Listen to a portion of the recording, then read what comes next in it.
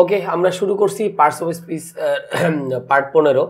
তো সবাইকে technique is এডুকেশনের পক্ষ থেকে শুভেচ্ছা এবং স্বাগতম। আমরা ইতিমধ্যে পার্টস অফ স্পিচের 1 থেকে 14 পর্যন্ত মানে অনেকগুলো মানে আমরা পার্ট কিন্তু শেষ করেছি। আর এই পার্টগুলো ছোট করার কারণ কিন্তু একটাই, আগেও বলেছি আবারও বলছি, যে যাতে আমরা ইজিলি জিনিসগুলো খুব কম সময়ের ভিতরে আমরা দেখতে পারি। কারণ আসলে ভিডিওটা বড় হলে আমাদের ধৈর্যটা আসলে থাকে না। তো এই কারণে আমরা ছোট ছোট পার্ট করে আমরা কিন্তু চেষ্টা করছি A to Z তুলে ধরার জন্য। এবং আমরা A to Z মানে কোনো কিছু বাদ দেওয়ার ট্রাই কিন্তু আমরা এখানে করছি না, যাতে করে সবাই এখান থেকে A to Z জানতে পারে। কারণ এই জিনিসগুলো কিন্তু লাগবে, এখনও লাগবে, সব সময়ের জন্য লাগবে। একজন স্টুডেন্টের পার্টস অফ স্পিচ মানে তার একাডেমিক হোক, অ্যাডমিশন হোক, অথবা যে কোনো জবের জন্য হোক, তার কিন্তু লাগবেই। কারণ একজন মানুষ কিন্তু সারা জীবনই কিন্তু স্টুডেন্ট থাকে, মানে তাকে সবসময়ের জন্য কিছু শিখতে হয়। তো যাই হোক, অনেক কথাই বললাম। তো আমরা শুরু করি পার্টস অফ স্পিচের পার্ট 15। তো আমরা ভার্ব নিয়ে আমরা কিছুটা আলোচনা করেছিলাম। আমরা অনেকগুলো ভার্ব দেখেছিলাম, যেমন পজিটিভ ভার্ব, তারপরে কনফিউজিং ভার্ব, এগুলোর জন্য আলাদা আলাদা করে পার্ট করেছিলাম। তো আজকে আমরা ভার্বের একটু ক্লাসিফিকেশন দেখব। তো ভার্বকে কিন্তু অনেক ভাগে ভাগ করা যায়, যেমন আমরা বলতে পারি যে transitive verb, intransitive verb, finite verb, non finite verb, অনেক ধরনের আছে। তো আমরা নন ফাইনাইট ভার্ব সম্পর্কে একটা আলাদা পার্টি করেছিলাম, যে নন ফাইনাইট ভার্বের উপরে আমাদের একটা আলাদা পার্টি করা আছে। তো সবাই সেই পার্টটা একটু দেখে নিব আর কি। কারণ আমরা জানি যে নন ফাইনাইট ভার্ব কিন্তু তিনটা, কি ইনফিনিটিভ, জিরান্ড এবং পার্টিসিপল। এই তিনটা ছাড়া আমাদের পৃথিবীতে যত ভার্ব আছে সবগুলো কিন্তু আমাদের কিন্তু ফাইনাইট ভার্ব, বা আমরা এক কথায় বলতে পারি হচ্ছে সমাপিকা ক্রিয়া। তো একটু যদি আমরা খেয়াল করি যে আমাদের ভার্বের ক্ষেত্রে আমাদের সাধারণত যেটা থাকবে আর কি, যে আমরা ভার্বের ক্লাসিফিকেশন আজকে দেখব। অর্থাৎ হচ্ছে আজকের টাইটেলটা থাকবে ভার্বের ক্লাসিফিকেশন। ওকে, তাহলে ভার্বের ক্লাসিফিকেশন আমরা একটু আলোচনা করি, যে ভার্বের ক্লাসিফিকেশনগুলো কি, বা আমাদের কীভাবে আমাদের সাধারণত হতে পারে, সেই জিনিসগুলো হচ্ছে আমরা একটু দেখব যে ভার্বের ক্লাসিফিকেশনে। তো আমরা শুরুতেই যদি একটু আলোচনা করি, তো আমি ফার্স্টে একটু আলোচনা করি হচ্ছে কি ট্রানজিটিভ ভার্ব। ট্রানজিটিভ ভার্ব, আর এরপর আমরা আলোচনা করবো হচ্ছে ট্রানজিটিভ ভার্ব, ইনট্রানজিটিভ ভার্ব। তো ট্রানজিটিভ ভার্ব হচ্ছে কোনটা, যার হচ্ছে অবজেক্ট থাকবে আর কি। মানে হচ্ছে যে ভার্বের আমাদের কি থাকবে, অবজেক্ট থাকবে। যে ভার্বের অবজেক্ট থাকবে সেটাকে আমরা কি বলবো, ট্রানজিটিভ ভার্ব বলবো। ওকে, তাহলে আমি যদি লিখি এরকম, হি রিডস এ বুক,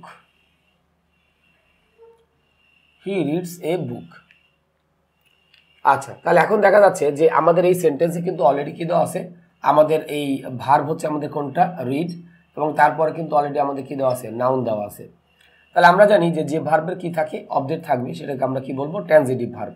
তাহলে এই ভার্বের কিন্তু আমাদের অবজেক্ট কিন্তু দেওয়া আছে, তাহলে এই ভার্বটাকে আমরা এখানে কি বলবো, ট্রানজিটিভ কি বলবো, ভার্ব বলবো। ওকে, তাহলে আমরা এখানে মোটামুটি দেখলাম যে ভার্বের হচ্ছে আমাদের অবজেক্ট থাকে, সেটাকে আমরা কি বলছি, ট্রানজিটিভ ভার্ব। আর এরপরে যদি আমরা লিখি, হচ্ছে আরেকটা লিখি, যদি ইনট্রানজিটিভ ভার্ব, ইনট্রানজিটিভ ভার্ব। তাহলে ইনট্রানজিটিভ ভার্ব হচ্ছে কি, যার অবজেক্ট থাকবে না। তাহলে আমরা এখানে একটু লিখে রাখি যে ভার্বের কি থাকবে না, অবজেক্ট থাকবে না। যে ভার্বের আমাদের কি থাকবে না, অবজেক্ট থাকবে না। তাহলে এখন বিষয়টা দাঁড়ানো হচ্ছে এইটাই, যে ভার্বে অবজেক্ট থাকবে না, সেটাকে আমরা সাধারণত কি বলছি, আমরা বলতেছি হচ্ছে কি ইনট্রানজিটিভ ভার্ব। তাহলে এখন যদি আমরা উদাহরণ লিখি, সিম্পলি আমি এখানে লিখলাম হচ্ছে কি হি রিডস। ওকে, সে পড়ে। এখন সে কি পড়ে এটা কিন্তু আমাদের উল্লেখ নাই। তার মানে যিনি এই কথাটা বলছে, এটা বলার পরে কিন্তু আমাদের বাড়তি কিছু তথ্য জানার কিন্তু আমাদের ইচ্ছা আছে আর কি। তাহলে আমি যখন লিখছি হি রিডস, তার মানে হি রিডস আমাদের এখানে বলা হয়েছে, বাট তারপরে কিন্তু আমরা অবজেক্ট দেই নেই। তার মানে এখানে আমাদের কিন্তু কি নাই, অবজেক্ট নাই। তাহলে আমরা এখানে যেটা লিখছি অবজেক্ট, এখানে আমাদের কি নাই।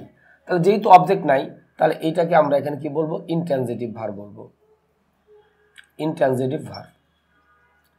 তাহলে আমরা কিন্তু অনেকটা বুঝতে পেলাম। বাংলায়ও আছে সকর্মক আর অকর্মক ক্রিয়া, ওইখানেও প্রায় একই টাইপের। তো যাক, আমরা ইংলিশটা নিয়ে আলোচনা করছিলাম। তো ট্রানজিটিভ যে ভার্বের হচ্ছে আমাদের কি থাকবে, অবজেক্ট থাকবে, সেটা হচ্ছে আমাদের হচ্ছে কি ট্রানজিটিভ ভার্ব। আর ইনট্রানজিটিভ হচ্ছে যে ভার্বের আমাদের কি থাকবে না, অবজেক্ট থাকবে না, দ্যাট সেটাকে আমরা কি বলবো, ইনট্রানজিটিভ ভার্ব বলবো আর কি। তাহলে আমরা আশা করি যে এই দুটো উদাহরণের মাধ্যমে কিন্তু আমরা বুঝতে পেরেছি। যেমন দেখলাম যে আগেরটাতে আমাদের কিন্তু কি দেওয়া ছিল, আমাদের কিন্তু নাউন দেওয়া ছিল, মানে এই ভার্বের কিন্তু আমাদের কি দেওয়া ছিল, অবজেক্ট দেওয়া ছিল, বিধায় এটাকে আমরা বলছি ট্রানজিটিভ ভার্ব। আর পরের সেন্টেন্সে আমরা যেটা দেখলাম মানে আমাদের অবজেক্ট নাই, দ্যাট সেটাকে আমরা কি বলতেছি, ইনট্রানজিটিভ ভার্ব বলতেছি। তাহলে ট্রানজিটিভ আর ইনট্রানজিটিভটা টোটালি ডিপেন্ড করবে কার উপরে, আমাদের টোটালি ডিপেন্ড করবে হচ্ছে কিন্তু অবজেক্টের উপরে। যে যদি আমি দেখি সেন্টেন্সে আমাদের অবজেক্ট আছে, তার মানে সেটাকে আমরা ট্রানজিটিভ বলবো। আর যদি দেখি আমাদের সেন্টেন্সে কোনো অবজেক্ট নাই, তখন সেটাকে আমরা কি বলবো, ইনট্রানজিটিভ ভার্ব বলবো। ওকে, এরপর আমরা চলে আসি আমাদের হচ্ছে কগনেট ভার্ব। কগনেট ভার্ব, তাহলে কগনেট ভার্ব হচ্ছে আমাদের কোনগুলো, সেগুলো আমাদের একটু জানা দরকার। যেমন আমরা যদি লিখি যে ভার্ব থেকে আমাদের কি অবজেক্টের উৎপত্তি, ভার্ব থেকে হচ্ছে আমাদের কি অবজেক্টের উৎপত্তি, অথবা অবজেক্ট থেকে ভার্বের উৎপত্তি, অথবা অবজেক্ট থেকে ভার্বের উৎপত্তি, ভার্বের হচ্ছে আমাদের কি উৎপত্তি, এমন হচ্ছে আমাদের কি ভার্বকে, এমন ভার্বকে আমরা এখানে কি বলবো, কগনেট ভার্ব বলবো। আমরা বলবো হচ্ছে কগনেট ভার্ব, কগনেট ভার্ব। ওকে, তাহলে আমরা যদি এখানে যে কথাটা বলতে যাচ্ছি যে কগনেট ভার্ব হচ্ছে এরকম, আমরা দুইটাই ধরে নিতে পারি যে ভার্ব থেকে অবজেক্ট অথবা অবজেক্ট থেকে আমাদের কি ভার্বের উৎপত্তি, যে ভার্বের হবে সেটাকে আমরা কি বলবো, কগনেট ভার্ব বলবো। যেমন আমি যদি এখানে লিখি যে হি রানস এ রেস, সে একটা খুব দৌড়িয়েছিল, তাহলে এখন রান থেকে আমরা ধরে নিচ্ছি রেসের উৎপত্তি, অথবা রেস থেকে আমরা ধরে নিচ্ছি কি রানের উৎপত্তি। তার মানে এখানে বিষয়টা হচ্ছে এইটাই যে হয় ভার্ব থেকে অবজেক্ট অথবা অবজেক্ট থেকে আমাদের কি ভার্বের উৎপত্তি, যে ভার্বের হবে দ্যাট সেটাকে আমরা সাধারণত কি বলতেছি, আমরা বলতেছি হচ্ছে কগনেট ভার্ব। তাহলে আমরা সবসময়ের জন্য এই জিনিসটা আমরা একটু মনে রাখবো যে আমাদের ভার্ব থেকে হয় অবজেক্ট উৎপত্তি হবে, অথবা অবজেক্ট থেকে আমাদের ভার্বের উৎপত্তি, যে ভার্বের হবে দ্যাট সেটাকে আমরা কি বলছি, কগনেট ভার্ব আমরা বলছি। যেমন আমরা লিখলাম যে হি রানস এ রেস, অথবা এমন থাকতে পারে হি স্লেপ্ট এ স্লিপ দিলাম, হি স্লেপ্ট এ, তার সাথে আমরা এখানে কি লিখলাম, স্লিপ আমরা দিলাম।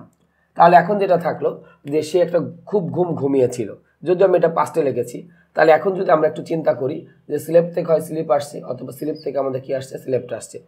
তাহলে আমাদের মনে রাখার বিষয়টা হচ্ছে এটাই যে ভার্ব থেকে অবজেক্ট অথবা অবজেক্ট থেকে আমাদের কিসের উৎপত্তি হয়েছে, ভার্বের উৎপত্তি, যে ভার্বের হয় সেটাকে আমরা সাধারণত কি বলে থাকি, কগনেট ভার্ব আমরা বলে থাকি। তাহলে আমরা এখানে বিষয়টা কিন্তু মোটামুটি বুঝতে পারলাম যে আমাদের এই কগনেট ভার্বটা হচ্ছে সবসময়ের জন্য এরকমই হবে যে ভার্ব থেকে অবজেক্ট অথবা অবজেক্ট থেকে ভার্বের উৎপত্তি, যে ভার্বের সাধারণত হয়ে থাকে দ্যাট সেটাকে আমরা সাধারণত আমরা কি বলে থাকি, কগনেট ভার্ব হচ্ছে আমরা বলে থাকি। তাহলে এখানে যে বিষয়টা আমাদের সাধারণত থাকলো যে আমরা তিনটা বিষয় নিয়ে এখানে একটু আলোচনা করলাম, যে ট্রানজিটিভ ভার্ব, ইনট্রানজিটিভ ভার্ব, এবং লাস্টে আমরা কি করলাম, কগনেট ভার্ব হচ্ছে আমরা মূলত আলোচনা করলাম আর কি। আসলে ভার্বের তো মানে ক্লাসিফিকেশনের শেষ নেই, আরও কিন্তু ভার্ব আছে আর কি। তো আমরা মোটামুটি তিনটে নিয়ে আলোচনা করলাম, নেক্সটে আমরা আরও কিছু ভার্ব সম্পর্কে আমরা আলোচনা করব। ওকে, তো আমরা ইতিমধ্যেই তিনটা ভার্ব সম্পর্কে আমরা আলোচনা করেছি, ট্রানজিটিভ ভার্ব, ইনট্রানজিটিভ ভার্ব এবং হচ্ছে আমাদের কগনেট ভার্ব। তো আজকে আমরা আলোচনা করব হচ্ছে কপুলেটিভ ভার্ব সম্পর্কে। কপুলেটিভ হয়তো নামটা শুনে অনেকের কাছে একটু বিব্রত মনে হতে পারে। কপুলেটিভ ভার্বের আরেকটা আমাদের নাম আছে, সেটা হচ্ছে আমাদের কি লিঙ্কিং ভার্ব। কপুলেটিভ ভার্ব বা এটাকে আমরা কি বলি, লিঙ্কিং ভার্ব হচ্ছে আমরা বলে থাকি। ওকে, তো এই দুইটা জিনিস কিন্তু হচ্ছে আমাদের একই, কপুলেটিভ ভার্ব বা হচ্ছে আমাদের লিঙ্কিং ভার্ব, এই দুইটা জিনিস আমাদের কিন্তু সেম টাইপের একটা জিনিস। তাহলে কপুলেটিভ ভার্ব বা লিঙ্কিং ভার্ব আমরা যদিও অ্যাডজেক্টিভের পার্টে আমরা কিছুটা আমরা আলোচনা করেছিলাম, কারণ আমরা তো পার্টস অফ স্পিচই করছি, তো ওইখানে কিন্তু আমাদের বেশ কিছু জিনিস আমরা আলোচনা করেছিলাম। তো তার ভিতরে কিন্তু আমাদের এই কপুলেটিভ ভার্ব বা লিঙ্কিং ভার্ব সম্পর্কে আমাদের কিছুটা আলোচনা করা হয়েছিল। তো তারপর আমি একটু বলি, মানে সাধারণত যে ভার্বগুলোর পরে আমাদের কি আসে, অ্যাডজেক্টিভ আসে। আমি একটু লিখে দিই, তাহলে আমাদের একটু বুঝতে সুবিধা হবে।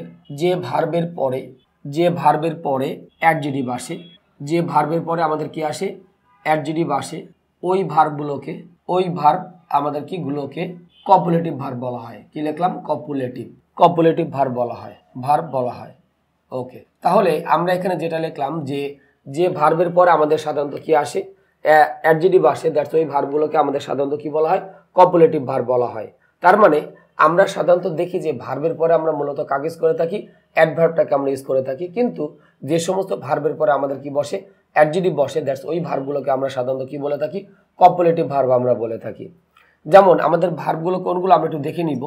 যেমন আমরা লিখতে পারি লুক, তারপর হচ্ছে ফিল, এরপর আমরা দিতে পারি অ্যাপিয়ার, তারপর আমরা দিতে পারি টেস্ট, এরপর আমরা দিতে পারি হচ্ছে কি সাউন্ড, এরপরে দিতে পারি হচ্ছে কি স্মেল, এরপর আমরা দিতে পারি রিমেইন, তারপর দিতে পারি সিম মানে কিন্তু মনে হওয়া, তারপর হচ্ছে আমাদের বিকাম, এরপরে আমাদের যতগুলো বি ভার্ব আছে সবগুলো কিন্তু আমাদের বেসিক্যালি হচ্ছে কিন্তু লিঙ্কিং ভার্ব। তাহলে আমি যে হ্যাশ চিহ্ন দিয়ে আমি কিন্তু এই ভার্বগুলো লিখে দিলাম। তো এই ভার্বগুলোকে আমরা সাধারণত কি বলি? আমরা বলে থাকি হচ্ছে কি কপুলেটিভ ভার্ব বা লিঙ্কিং ভার্ব। একই জিনিস, নামটা হয়তো ভিন্ন, অতএব কনফিউজ হওয়ার কোনো কিছু দরকার নাই। কপুলেটিভ ভার্ব বা লিঙ্কিং ভার্ব হচ্ছে আমাদের কিন্তু একই জিনিস। তাহলে আমি এখানে বলেছিলাম যে ভার্বের পরে আমাদের অ্যাডজেক্টিভ আসে ওই ভার্বগুলোকে আমরা কি বলবো? কপুলেটিভ ভার্ব বলবো, বা এর আরেকটা নাম কিন্তু আমি বলেই দিয়েছি, যেদেরকে আমরা কিন্তু কি বলতে পারি? লিঙ্কিং ভার্বও আমরা বলতে পারি। তাহলে যে সমস্ত ভার্বের পরে আমাদের সাধারণত কি বসে? আমাদের হচ্ছে কি অ্যাডজেক্টিভ বসে, দ্যাটস ওই ভার্বগুলোকে আমরা সাধারণত কি বলে থাকি? লিঙ্কিং ভার্ব আমরা বলে থাকি। যেমন আমরা যদি এখানে লিখি যে হি ড্রাইভস, এরপর আমি এখানে কি লিখলাম? স্লো, অবলিক দিয়ে আমরা এখানে কি লিখলাম? স্লোলি। একটু খেয়াল করব, আমি যতগুলো ভার্ব লিখেছি তার ভিতরে কিন্তু ড্রাইভটা আমাদের দেওয়া ছিল না। তাহলে যেহেতু ড্রাইভটা দেওয়া ছিল না, তাহলে ড্রাইভটাকে আমরা এখানে কি বলবো? Normal verb. তাহলে নর্মালি ভার্বের পর আমাদের কি বসে? অ্যাডভার্ব বসে। আমি একটু অ্যারো চিহ্ন দিয়ে দেখিয়ে দিই। তাহলে আমি এখানে কি দেব? স্লোলি। তাহলে আমি এখানে কি লিখলাম? স্লোলি আমরা লিখলাম। এখন আমরা পরের সেন্টেন্স আরেকটা লিখি। যেমন আমি এখানে লিখলাম যে হি সিমস মানে আমরা জানি হচ্ছে মনে হওয়া, হি সিমস, এরপর আমরা এখানে কি লিখলাম? স্লো, অবলিক দিয়ে আমরা এখানে কি লিখলাম? স্লোলি। তাহলে আমি যতগুলো ভার্ব লিখেছিলাম তার ভিতরে কিন্তু আমাদের কি দেওয়া ছিল? সিমস দেওয়া ছিল। তাহলে সিমসটাকে আমরা এখানে কি বলছি? লিঙ্কিং ভার্ব আমরা বলছি। তাহলে লিঙ্কিং ভার্বের পর আমাদের মূলত কি বসে? অ্যাডজেক্টিভ বসে, এই জন্য আমরা এখানে কি দিলাম? স্লোটা আমরা বসিয়ে দিলাম। তাহলে আমরা যেটা বলছিলাম যে নর্মালি ভার্বের সাথে আমাদের কি বসে? অ্যাডভার্ব বসে, বাট লিঙ্কিং ভার্ব আমি এখানে যতগুলো লিখেছি এদের পরে আমাদের যদি কোনো ওয়ার্ড আসে তাহলে আমাদের কাকে ইউজ করতে হবে? অ্যাডজেক্টিভটাকে আমাদের ইউজ করতে হবে। এরপরে আমি যদি লিখি হি বিকেম অ্যাংরি, আমি এখানে লিখলাম হচ্ছে কি হি বিকেম, তার সাথে আমি এখানে কি লিখলাম? অ্যাংরি হচ্ছে আমরা এখানে বসিয়ে দিলাম। তাহলে বিকেমটা হচ্ছে আমাদের এখানকার লিঙ্কিং ভার্ব, সো তারপরে আমাদের কি বসে? অ্যাডজেক্টিভ হচ্ছে আমাদের বসে। তাহলে আমাদের এখানে বেসিক্যালি যে বিষয়টা থাকে যে হি বিকেম, তার সাথে আমরা এখানে কি লিখলাম? অ্যাংরিটা হচ্ছে আমরা অলরেডি লিখে দিলাম আর কি। তো আমাদের এখানে বেসিক্যালি যে বিষয়টা থাকছে আর কি, যে নর্মালি ভার্বের সাথে আমাদের অ্যাডভার্ব বসে, বা লিঙ্কিং ভার্বগুলোর পরে আমরা সাধারণত কাকে ইউজ করে থাকি? অ্যাডজেক্টিভটাকে আমরা মূলত ইউজ করে থাকি। তাহলে আমরা আশা করি এই বিষয়টা কিন্তু আমরা মোটামুটি বুঝতে পারলাম বেশ ভালোই ইয়ের সাথে। তবে লিঙ্কিং ভার্বের আবার একটু এক্সেপশন আছে, আমরা একটু লিখে নেই, মানে এক্সেপশন আমি কিন্তু টাইটেল করে লিখে দিই এক্সেপশন। তাহলে এক্সেপশনটা কি আমরা একটু দেখব, সেটা হচ্ছে লিঙ্কিং ভার্বগুলোর সাথে, আমি এখানে কি লিখলাম? লিঙ্কিং ভার্বগুলোর সাথে যদি কোনো প্রিপোজিশন, আমাদের কি প্রিপোজিশন অথবা আমাদের কি দেওয়া থাকে? অবজেক্ট দেওয়া থাকে, তাহলে আমি এখানে যেটা লিখলাম যে লিঙ্কিং ভার্বগুলোর সাথে যদি কোনো প্রিপোজিশন অথবা কি দেওয়া থাকে? অবজেক্ট দেওয়া থাকে, তাহলে অ্যাডভার্ব হবে। তাহলে আমাদের কি হবে? অ্যাডভার্ব হবে। ওকে, তাহলে আমাদের বিষয়টা কিন্তু আমরা মোটামুটি বুঝতে পারলাম যে এখানে কিন্তু আমাদের একটু এক্সেপশন আছে, যে যদি আমরা দেখি যে লিঙ্কিং ভার্বগুলোর সাথে আমাদের কোনো প্রিপোজিশন অথবা অবজেক্ট আছে, তাহলে আমাদের সেটাকে আমাদের কি বলতে হবে? অ্যাডভার্ব কিন্তু আমাদের বলতে হবে আর কি, মানে অ্যাডভার্ব আমরা ইউজ করবো আর কি। তার মানে লিঙ্কিং ভার্ব থাকা মানেই আমাদের যে সবসময়ের জন্য অ্যাডজেক্টিভ আসবে এমন কিন্তু না, আমাদের কিন্তু সেখানে অ্যাডভার্বও কিন্তু ইউজ করতে হবে। যেমন আমি যদি এখানে লিখি হি লুকস, এখানে আমি লিখলাম হচ্ছে কি কেয়ারফুল, আমি ডিরেক্ট লিখে দিলাম হি লুকস কেয়ারফুল। তাহলে লুকসটা কিন্তু আমার এখানকার হচ্ছে লিঙ্কিং ভার্ব, আমি কিন্তু লিখে দিয়েছি, এবং এরপরে কিন্তু আমাদের অলরেডি কি চলে আসছে? অ্যাডজেক্টিভ কিন্তু চলে আসছে। তাহলে এই যে আমরা সেন্টেন্সটা লিখলাম যে হি লুকস, তার সাথে আমরা এখানে কি লিখলাম? কেয়ারফুল। তাহলে আমরা জানি লিঙ্কিং ভার্বের সাথে আমাদের কি বসবে? অ্যাডজেক্টিভ বসবে।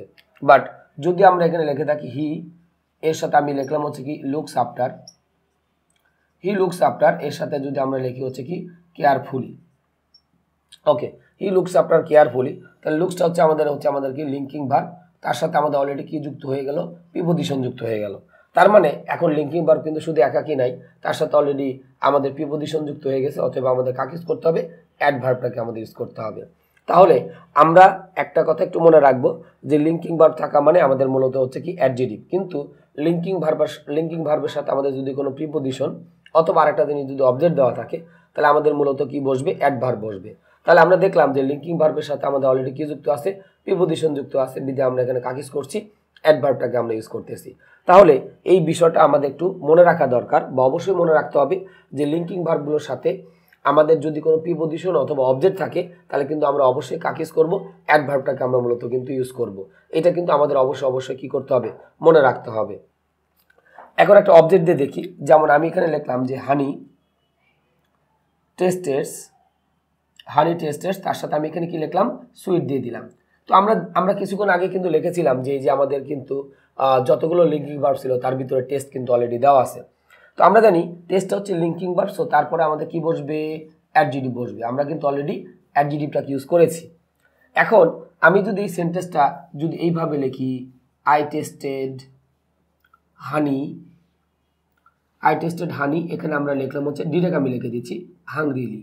তাহলে টেস্টেডটা আমাদের কি ছিল, লিঙ্কিং ভার্ব, তার সাথে আমাদের নাউন আসছে, তার মানে আমাদের কি চলে আসছে, অবজেক্ট কিন্তু চলে আসছে, বিধায় আমরা কিন্তু কাকে ইউজ করছি, অ্যাডভার্বটাকে আমরা ইউজ করতেছি।